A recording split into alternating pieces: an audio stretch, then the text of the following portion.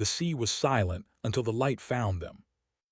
At exactly 01:48 a.m., November 13, 1942, the black surface of Iron Bottom Sound fractured beneath the blinding beam of a searchlight. In that single instant, night turned to theater, and the stage was set for the kind of war Japan was never prepared to fight. Captain Tameichi Hara gripped the cold railing of the destroyer Amatsukaze, his knuckles whitening.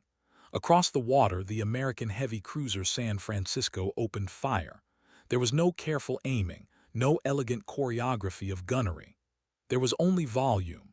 Dozens of 5-inch shells arced through the tropical darkness, a red and orange storm erasing the stars. The night itself seemed to ignite. "They're not aiming, they're filling the sea with fire." That's what Hara wrote in his logbook before dawn broke over Guadalcanal. He didn't know it yet, but this single night revealed a truth that would define the entire Pacific War. What he witnessed wasn't just firepower. It was industrial civilization unbound.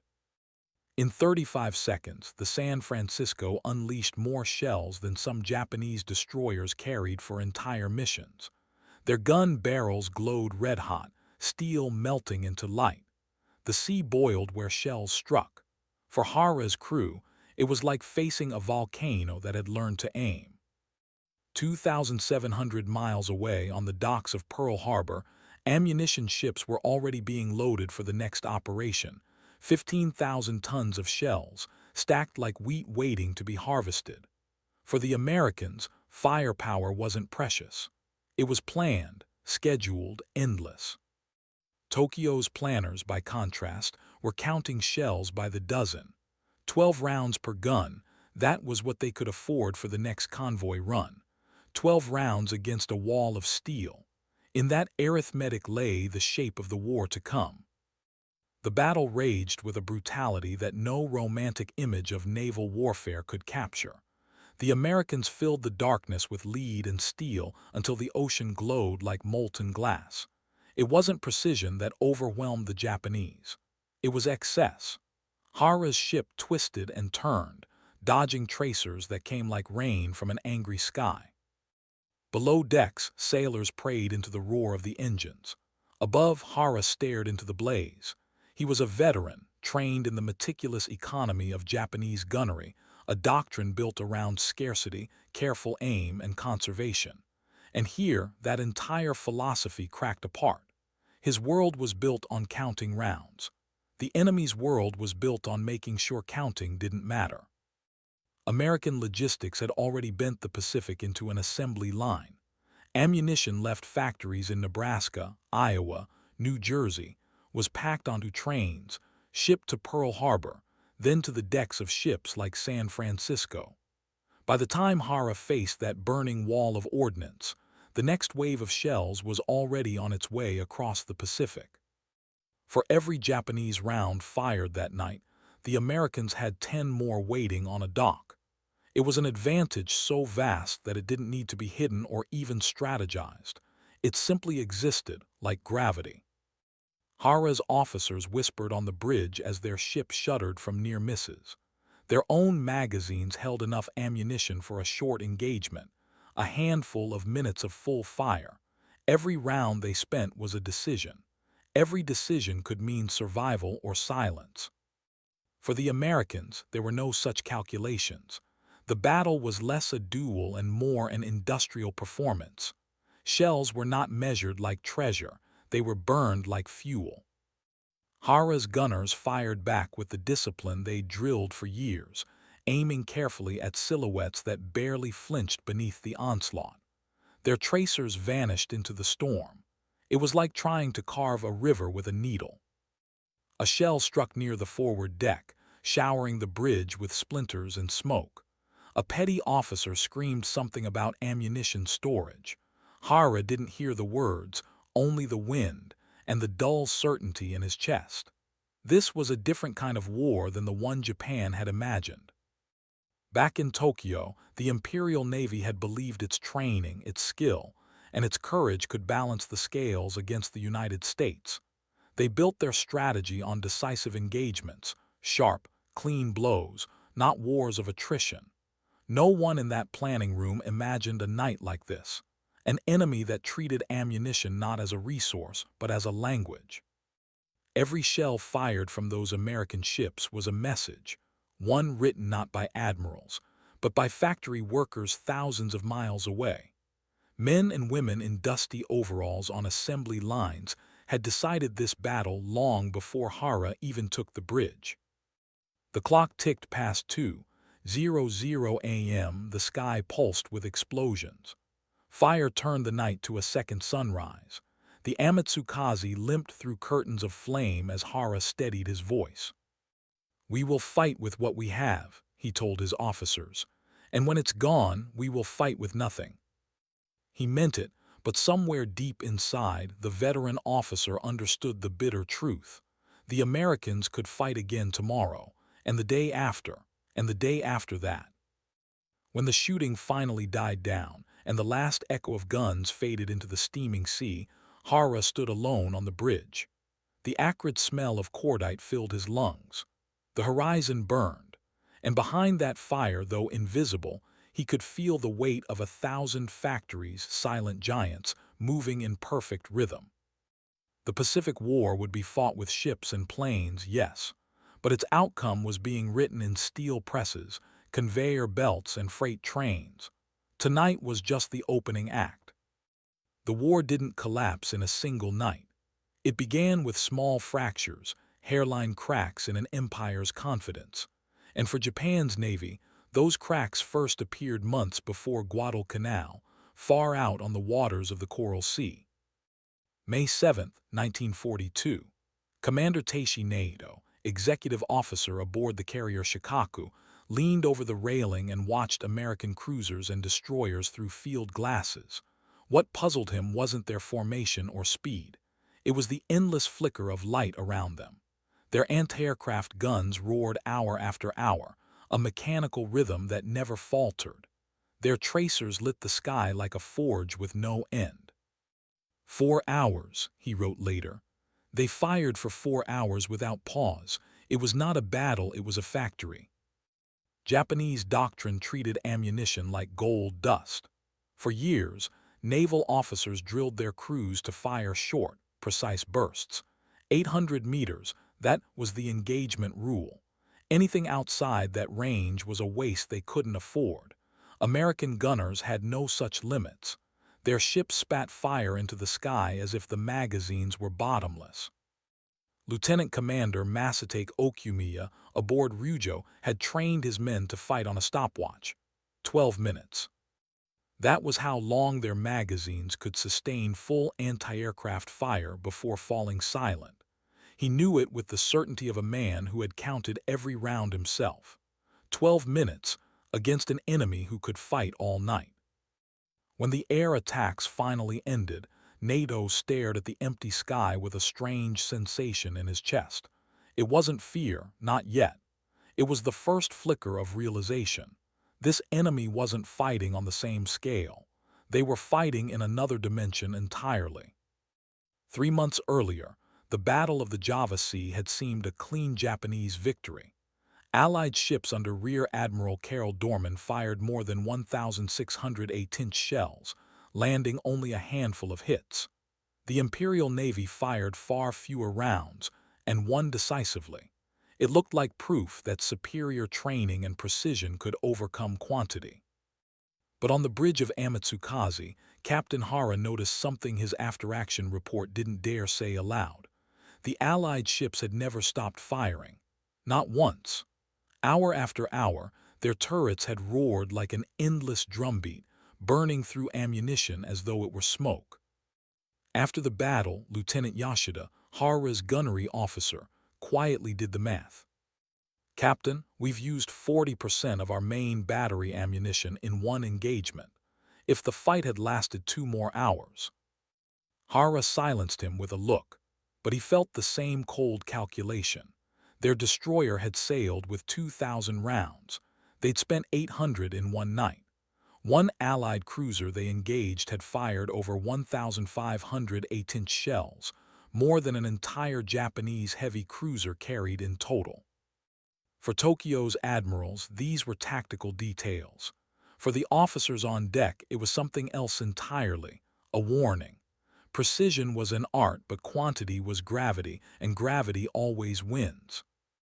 The Americans didn't care about conserving ammunition because they didn't need to. Behind every shell fired at Java or Coral Sea was a production system, so vast the men on the water could scarcely imagine it. The Japanese counted every round like a prayer. The Americans simply reloaded. And yet, in the spring of 1942, few in the Imperial Navy understood the shape of the storm building across the ocean. Japan's war plan was built on decisive blows, surprise, superior seamanship, and iron discipline. They believed America wouldn't have the will to sustain a long war. But America wasn't building a short war. It was building an assembly line. As Coral Sea faded into the war's chronology, the logbooks recorded victory or loss in ship movements and flight numbers. But beneath those entries was something more important, the widening gap between two visions of war. One measured its strength in rounds remaining, the other in rounds to come. Hara Nado, Okumiya, none of them could have described the full scale of it then, but they felt it. It was in the glow of American gun barrels, in the endless thud of shells, in the silence after their own guns ran dry. The empire they served believed skill could overcome industry. That belief had just taken its first hit. By the time the Coral Sea and Java Sea battles ended, the cracks were there. Small, subtle, easy to ignore in Tokyo's victory bulletins, but cracks have a way of widening when pressure mounts. And across the Pacific, pressure was already building at a speed no doctrine could stop. The first cracks in Japan's naval confidence widened into chasms at Guadalcanal. When the Americans landed on the island on August 7, 1942, the Imperial Navy prepared to strike back with speed and precision. What they didn't fully grasp was that the battle would no longer be decided by precision, but by production. Vice Admiral Junichi Mikawa led his striking force south from Rabaul under the cover of darkness. His ships carried enough ammunition for exactly one night of fighting. That was not a tactical choice. It was all that existed in the Rabaul magazines. The supply lines behind him were thin, stretched, and fragile. At Savo Island, Mikawa's force achieved a near-perfect ambush. In just 33 minutes, Japanese cruisers tore into the Allied formation, sinking 4 heavy cruisers and killing over 1,000 sailors. It was the kind of surgical strike their doctrine was built for: fast, lethal, efficient. But hidden inside this triumph was a catastrophe. Commander Toshikazu Omi, Mikawa's operations officer, admitted after the war, "We withdrew not because of the air threat, as you believed, but because we had almost no ammunition left. A second engagement was impossible." The transports that had brought American troops to Guadalcanal lay in the water, practically defenseless. And yet the Japanese could not fire. Their guns were silent not because of defeat, but because they had nothing left to shoot. While the Imperial Navy counted its shells, the Americans were already unloading replacements in Pearl Harbor. In a single shipment, ammunition ship USS Rainier carried 5,000 tons of shells, more than Japan could supply to Guadalcanal in months. One voyage, one ship, enough to erase an entire campaign's worth of Japanese firepower. On the island itself, the contrast grew crueler by the day. Tokyo Express, the fast destroyer runs intended to keep Japanese forces supplied, carried more rice and medicine than ammunition. On November 30th, Rear Admiral Reizo Tanaka led 8 destroyers south. Captured documents revealed the grim math. Rice, 1,100 drums. Medical supplies, 200 drums. Ammunition, 280 drums. For 15,000 Japanese soldiers, those 280 drums represented their ability to fight and to survive. Each drum held roughly 300 rifle rounds or their equivalent in shells. That meant the entire garrison was living on ammunition reserves that a single American destroyer could burn through in 20 minutes of combat. Hara, still commanding Amatsukaze, wrote bitterly in his journal, "We risk 8 destroyers, dozens of lives, tons of fuel, to deliver what the Americans probably waste in target practice." He wasn't wrong. That same day, destroyer USS Fletcher conducted a routine gunnery exercise, firing 127 rounds of 5-inch ammunition for training. Half a drum, half of what Tanaka's men had died to deliver. For the men on Guadalcanal, scarcity became a way of life. Ammunition was rationed like blood. Patrols went out with barely enough rounds for a single firefight. Machine guns were used only in ambushes. Mortars fired once, then fell silent. The jungle became a place where silence itself was a weapon. For the Americans, ammunition was not just plentiful, it was built into their entire operational rhythm. Service squadrons flowed across the Pacific like arteries, carrying replacement shells, fuel, and spare parts with relentless efficiency. A battle didn't deplete their strength, it triggered a shipment. Mikawa's brilliant tactics and Hara's discipline couldn't alter this simple truth. The arsenal behind the fleet decides how long a navy can fight, and Japan's arsenal was a candle against a floodlight. The longer the campaign dragged on, the clearer this became. Japanese destroyers raced down the slot night after night, risking aircraft and submarines, to deliver what the U.S. Navy considered a fraction of its daily consumption. American forces at Henderson Field could expend more ammunition in a day of fighting than the entire Tokyo Express could deliver in a week. Tokyo's high command clung to hope that superior fighting spirit would make up for shortages. But the Pacific did not reward hope, it rewarded logistics. As the rains turned the island to mud and disease tore through exhausted soldiers, Japan's commanders discovered that courage doesn't reload magazines. Factories do. By the time winter crept over Guadalcanal, the Japanese were still fighting. They were still deadly, still disciplined, still capable of ambush and shock. But the Americans were fighting with a river behind them, and the Japanese were fighting with a bucket. The arsenal had awakened, not in Tokyo but in America, and its rhythm would drown everything in its path. While the front lines burned, the war's outcome was being forged thousands of miles away, not at sea, but in factories. In the heart of the American Midwest, in towns most soldiers had never heard of, the United States Navy was quietly building a weapon Japan could never match: unlimited ammunition. March 1943. The Naval Ammunition Depot Hastings in Nebraska opened its gates to a workforce of 10,000. 48,000 acres of prairie were transformed into a living machine, 2,200 buildings, 207 miles of railway track, endless conveyor belts, and storage bunkers stretching to the horizon. This single facility would produce nearly 40% of the U.S. Navy's ammunition during the war. In its first month, Hastings produced more naval ammunition than all of Japan's facilities combined would manufacture for the rest of 1943. The numbers were staggering: 100,000 rounds of 5-inch ammunition per month, rising to 300,000 by the end of the year. Every round was inspected, tested, and packaged with a precision that reflected not scarcity but abundance. Quality control rejected more ammunition than Japanese arsenals produced in total. American naval power wasn't just built at sea. It was built on assembly lines running 24 hours a day. Meanwhile, in Japan, the situation was almost inverted. Kure Naval Arsenal, the nation's premier ammunition facility, struggled to produce 10,000 shells of all calibers monthly.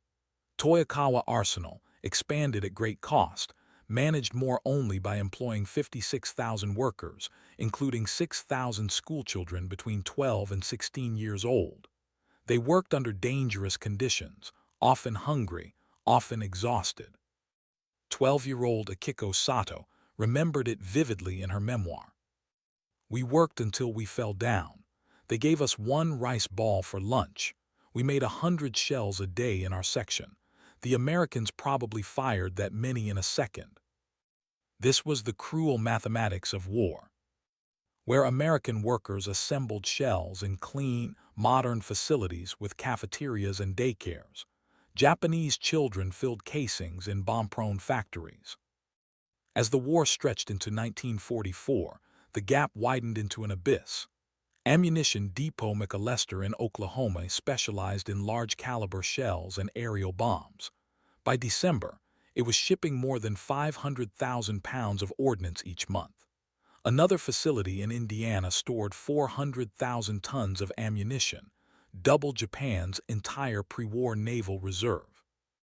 Behind every American gun crew stood a machine so vast that individual shells ceased to matter. A 5-inch round was a product of steel mills, railroads, river barges, dock cranes, and human hands working in perfect rhythm. The factory floor in Nebraska had more strategic weight than any single warship. In Japan, that rhythm simply didn't exist. Every shell was an effort, a cost, a risk. Ammunition had to be hoarded, not spent. War planners argued over whether convoys could spare 12 shells per gun. Children melted copper wiring to salvage enough metal to cast new casings. The American system allowed its gunners to fight recklessly because recklessness could be resupplied. The Japanese system forced its gunners to fight carefully because careful was the only option. When Admiral Raymond Spruance's task force crossed the Pacific, its logistics train followed like a moving continent: oilers, ammunition ships, tugs, and floating depots. A single replenishment convoy could deliver more ammunition than Japan produced in months. Japan, meanwhile, was trying to fight a modern industrial war with an economy already strained by years of expansion, blockade, and shortage. The difference wasn't just in output, it was in psychology. American gunners trained with live ammunition freely, learning through constant repetition. Japanese gunners fired sparingly, knowing that every practice shot meant one fewer for a real battle. This industrial divide shaped the very doctrine of both navies. American strategy assumed ammunition would always be there. Japanese strategy assumed it would run out. Every shell forged in Hastings, McAllister, or Crane didn't just feed the war machine. It rewrote the tempo of the Pacific. In the Pacific skies and seas, Japanese officers like Hara would face the consequences of that production gap in every battle. But the war itself was already being decided on the quiet factory floors of Middle America, where steam whistles marked shift changes and freight trains rolled out carrying the fate of the Pacific. By mid-1944, the war had shifted irreversibly. The quiet arithmetic of factories now roared across the Pacific as gunfire. At sea, the Americans no longer fought battles to survive. They fought with the momentum of a nation that could not run out of ammunition. The Japanese, still disciplined, still deadly, now faced storms instead of duels. June 19, 1944. Vice Admiral Jisaburo Ozawa gathered the last powerful carrier force of the Imperial Navy. 9 carriers, 473 aircraft. It was meant to be the decisive battle, the strike that would bleed the Americans dry. But across the ocean, Admiral Raymond Spruance commanded 15 carriers, nearly 1,000 aircraft, and something Ozawa couldn't see: a logistics tale measured in mountains of shells and bullets. When Ozawa's planes approached the American fleet, the sky turned into a solid wall of explosions. Lieutenant Sadamu Takahashi, flying a Zero from Teiho, described it later. The air itself burned. It wasn't aimed fire, it was everywhere. There was no gap to fly through. Every 5-inch gun in the task force fired 15 rounds per minute. Every 40 mount spat out 120 rounds per minute. The 20 guns fired faster still. One destroyer, USS Stockham, alone unleashed 12.0 rounds of 40 and 20,000 rounds of 20 in 6 hours of combat. The Japanese pilots called it a wall of fire. American officers simply called it standard procedure. When the smoke cleared, Japan had lost 476 aircraft. The U.S. had lost 29. It wasn't just pilot skill. It was the volume of fire, the math of steel in the air. The Americans expended over 200,000 rounds of 5-inch ammunition in that single engagement. For the Imperial Navy, that was the equivalent of several months' worth of national production. One Japanese pilot, pulled from the sea days later, summed it up with bitter clarity. It wasn't a battle, it was execution by machinery. 4 months later, off Samar Island in the Philippines, the storm came again.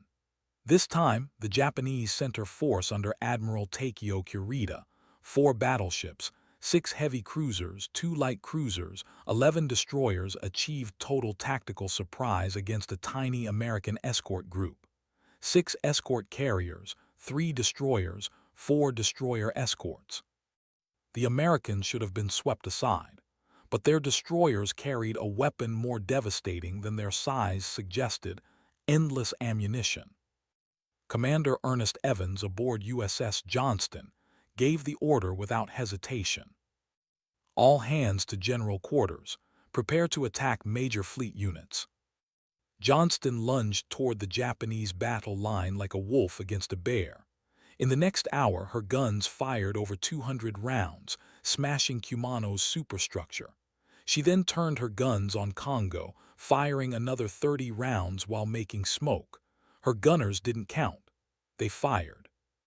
On destroyer escort USS Samuel B. Roberts, Lieutenant Commander Robert Copeland rallied his men with brutal honesty. This will be a fight against overwhelming odds, from which survival cannot be expected. His ship carried 325 rounds per gun. In 35 minutes, Roberts fired nearly 40% of her total magazine. Gun barrels glowed white. Gun crews loaded shells by hand when power failed.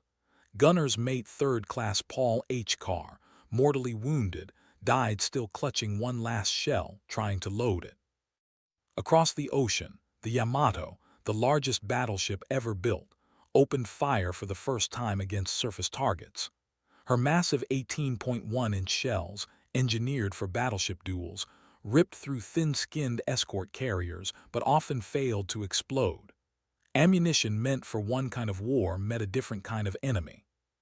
Admiral Matom Ugaki wrote in his diary that night, "The enemy destroyers charged through their own smoke, firing continuously. Such expenditure of ammunition for such small ships, it defies calculation." By the end of the battle, U.S. forces had fired 20,000 rounds of all calibers. Japan, roughly 3,000. The Americans lost 2 destroyers, 1 escort carrier. Japan lost 3 heavy cruisers damaged and withdrew from what should have been a certain victory. It was David and Goliath, but David carried an endless supply of stones. For the Americans, these storms of steel were routine. Behind every engagement was an ammunition train waiting just beyond the horizon. A battle didn't end their ability to fight, it reset the clock. For the Japanese, every large engagement depleted the finite stockpile they could never fully replace. Even when their tactics worked, even when courage burned bright, the math still broke against them. No doctrine, no courage, no brilliance of maneuver could rewrite the production lines of Hastings and McAllister. These factories did not bleed. They did not tire. They simply filled more crates. At Samar and the Philippine Sea, the Imperial Navy collided not with fleets but with the industrial heart of a continent. That was the real opponent. In the spring of 1945, the Yamato, the largest battleship ever built, prepared for her last voyage. She was not sailing toward victory, she was sailing toward history. The ship had been born as the symbol of Japan's naval supremacy. But when she left Tokuyama Harbor on April 6th, she carried just enough fuel for a one-way journey and barely enough ammunition for a single major engagement. The super battleship of legend was reduced to a suicide weapon. Captain Kasaku Ariga stood on the bridge as the gray shoreline faded behind Yamato. He understood what awaited them. The Imperial Navy had no more fleets, no more carrier groups, no more reserves. What remained of Japan's arsenal was loaded aboard Yamato's magazines, a final gesture rather than a strategy. Ariga turned to his gunnery officer. "We will make our last stand with what we have." The numbers were brutally simple. Yamato's 18.1-inch guns carried less than 150 armor-piercing shells. Her secondary and anti-aircraft batteries had enough ammunition for a few hours of sustained fire, not a battle against hundreds of American aircraft. Across the Pacific, the U.S. Fifth Fleet waited with 1,000 carrier-based planes, fueled and armed by a logistics train stretching across the ocean like a steel artery. Ammunition ships stood ready just behind the fleet, able to restock entire task forces overnight. In Japan, the home front was being stripped bare to feed the last guns. Schoolchildren lined up at temples as ancient bronze bells were melted down to recover metal for shell casings. Neighborhood associations collected pots, pans, and wire. The Imperial Navy was trying to feed a war machine with scrap. Akiko Sato, now 15, remembered standing barefoot in the cold outside a foundry. "The bell from our shrine was on a cart. I thought it would come back. It never did." Those bells became fragments of 25 shells, tiny pieces of a desperate attempt to match an enemy that had already surpassed Japan in every industrial measure. By 1945, the United States was producing 25 million rounds of naval ammunition every month. Japan was producing barely a fraction of 1 million. The gap had become cosmic. On April 7th, 386 American aircraft found Yamato off Kyushu. Dive bombers, torpedo planes, fighters, an entire swarm, each loaded with ordnance drawn from those endless depots. Yamato's gunners opened fire with everything they had. Tracers arced upward in glowing sheets. Her crews fought with a discipline forged in years of war. But their magazines began to empty within minutes. Every shell fired was irreplaceable. There would be no reload, no second sortie, no reinforcements. "Keep firing until there is nothing left," Ariga shouted. Above them, American pilots flew with the confidence of men who knew their carriers would simply arm the next wave. The sky itself belonged to industry. Within an hour, Yamato absorbed 10 torpedoes and at least 8 bomb hits. Her ammunition stores exploded, tearing the great ship in half. At 2:23 p.m., she rolled, capsized, and disappeared beneath the waves. Over 3,000 sailors died. She had fired fewer than 100 of her main battery shells. When news reached Tokyo, there was no illusion left. Yamato's death wasn't just the loss of a ship. It was the collapse of an idea, that courage and skill could match an enemy whose factories never slept. In American planning rooms, Yamato was not feared. She was calculated: fuel levels, gun ranges, ammunition counts. Her destruction wasn't just a tactical triumph. It was a proof of concept: output wins wars. That same week, in the Philippines, an American destroyer squadron completed a training exercise, expending more ammunition than Yamato carried in her entire last mission. Japan had entered the war believing the spirit of the warrior could balance the scales. But by 1945, there were no scales left. There was only production.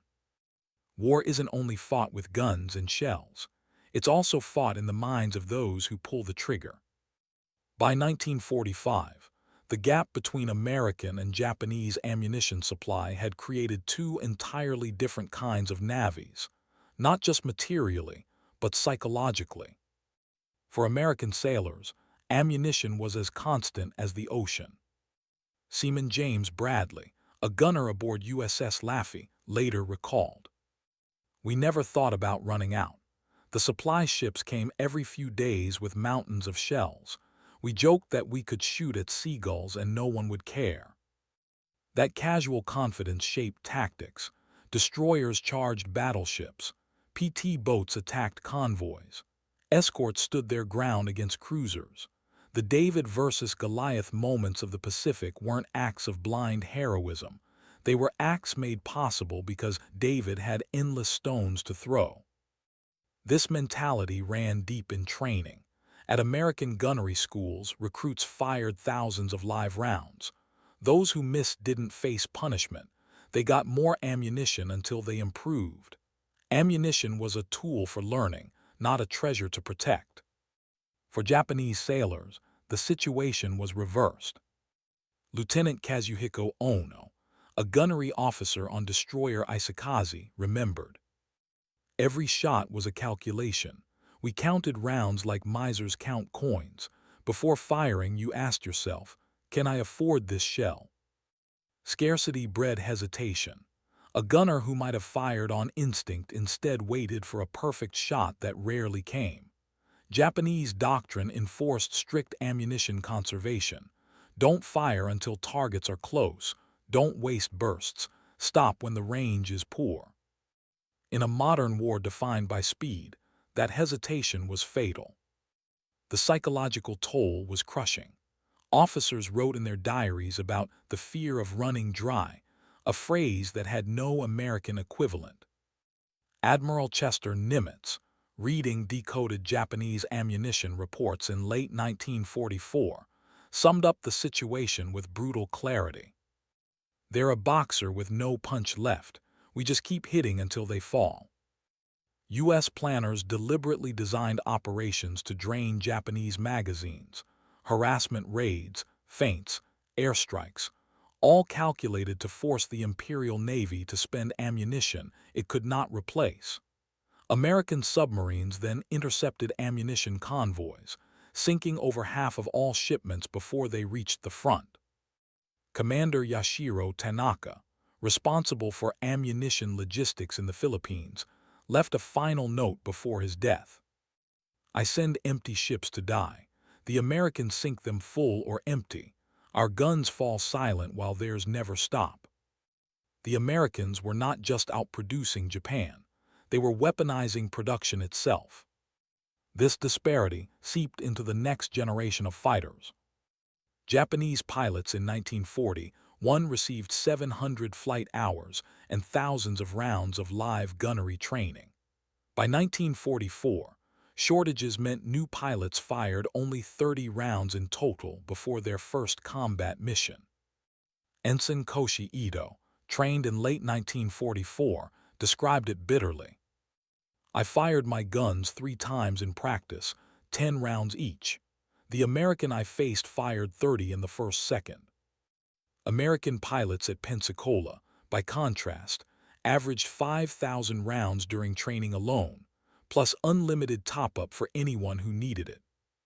Skill, already valuable, became supercharged by opportunity. By the war's final year, the value of a single shell aboard a Japanese destroyer could be measured in lives. A wasted round might mean no defense during the next air attack. Gun captains had to account for every trigger pull, even during chaos. Commander Tameichi Hara, captured after his ship sank at Leyte, broke down when he saw a gunnery exercise aboard USS New Jersey. The battleship fired 400 rounds in training. I wept, he admitted later, not for shame of capture but because I finally understood. We never had a chance. He realized that for every Japanese battle fought in fear of scarcity, the Americans had fought with the certainty of surplus. This wasn't just logistics, it was a cultural divide born from production. American ships sailed with a rhythm: fight, replenish, fight again. The Japanese fought knowing that each battle might be their last, not just for men but for ammunition. This mindset shaped doctrine, strategy, and courage itself. One side could afford to be bold, the other was forced to be careful. And in modern war, bold usually beats careful. The Pacific War was not only fought in the air and on the sea.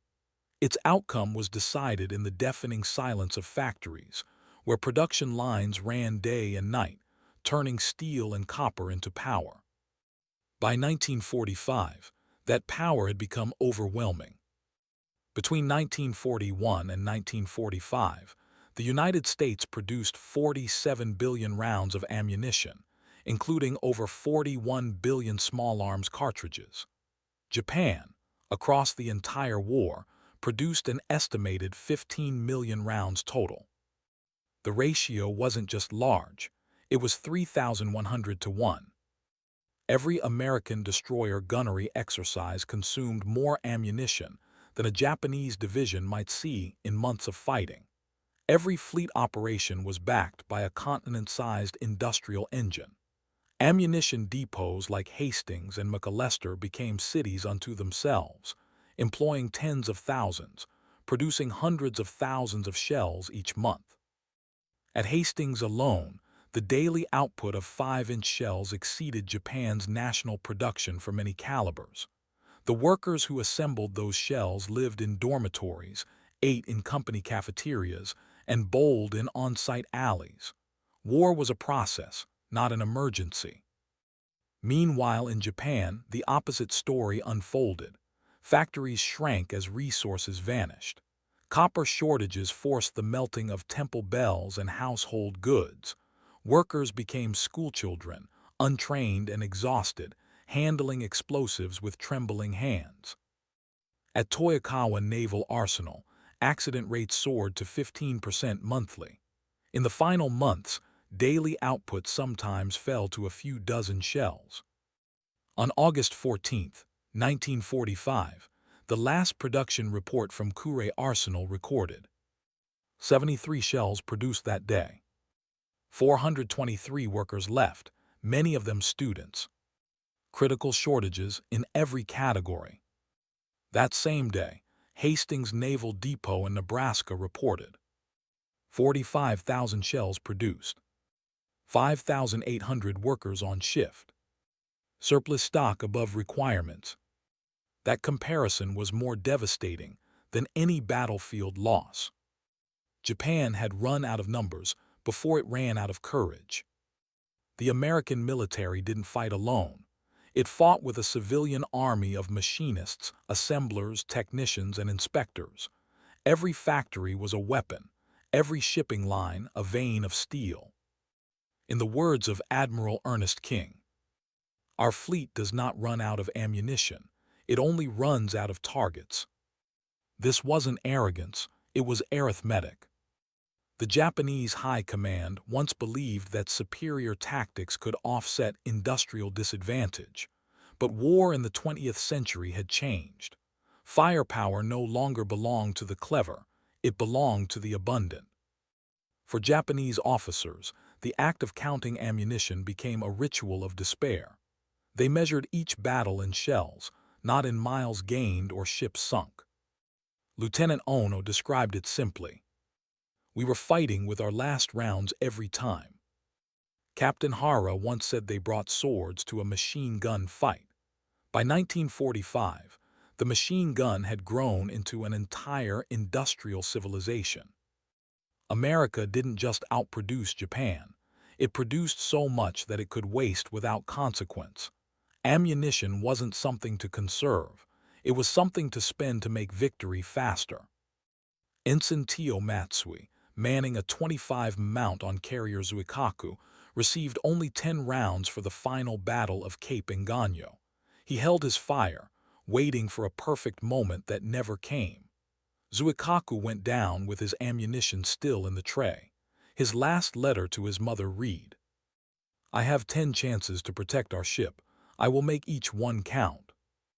That same day, Seaman Robert Dixon aboard USS Essex fired 15,000 rounds in one engagement. He wrote home, "Mom, you wouldn't believe how many bullets we shoot. It's like a fireworks show that never ends." Both young men were brave, but one counted bullets like gold. The other fired like the supply was endless. Historians often date the Pacific War from Pearl Harbor in 1941. But in truth, it was decided years earlier, when one nation built its factories for a global war and the other did not. When Emperor Hirohito announced surrender on August 15, 1945, he spoke of a new and most cruel bomb. But inside Japan's military leadership, they already knew. The atomic bomb had ended the war quickly, but the ammunition war had already ended it slowly. Admiral Somu Toyoda, the final commander of the Imperial Navy, admitted after the war, "We could build ships without steel, we could fly planes without fuel, but we could not fight without ammunition. The Americans had infinite amounts. We had what we could salvage from temples." The Pacific War's final truth lies not in the courage of those who fired, but in the capacity of those who made the shells. America could afford to fire without thinking. Japan could only afford to think without firing. In that difference lay an empire's defeat, not because its soldiers lacked bravery, but because its factories lacked output, not because its gunners missed, but because they ran out of shots long before the enemy did. The last casings now rest on the ocean floor, stamped with the insignia of a nation whose industry became its ultimate weapon. Wars between industrial powers, one strategist later wrote, are won before they begin, in the echo of assembly lines, not on the battlefield. The guns have long since fallen silent, but the arithmetic remains.